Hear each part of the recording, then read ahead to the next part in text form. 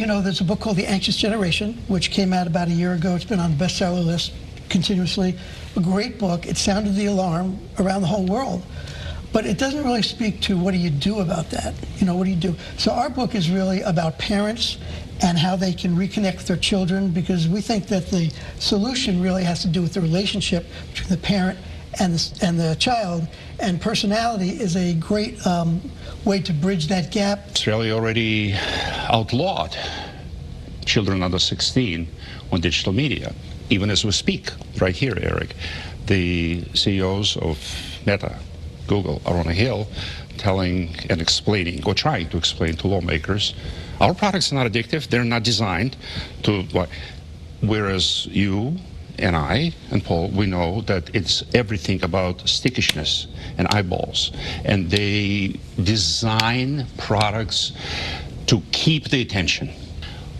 But if all you've got is a screen, and this is your solution to the problem of isolation, that screen, that becomes a problem. It's really a personalized way of engaging with your child. So who's your child?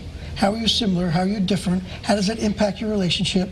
How do you need to communicate with your child based on who he or she is in order to get them to have the conversation? Is that there are two of these types, they're at much greater risk of anxiety and depression than the other types. I mean, much greater risk based on original research I've done, peer-reviewed study with 10,500 people. And these two types represent about 25% of kids 12 to 17.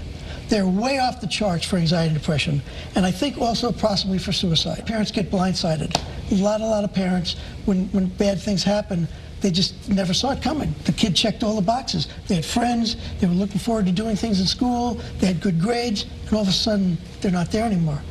If my kid's a very sensitive kid, very artsy kid, then they feel things more deeply than other kids, and they often don't share them easily. That's the key. Are emotional.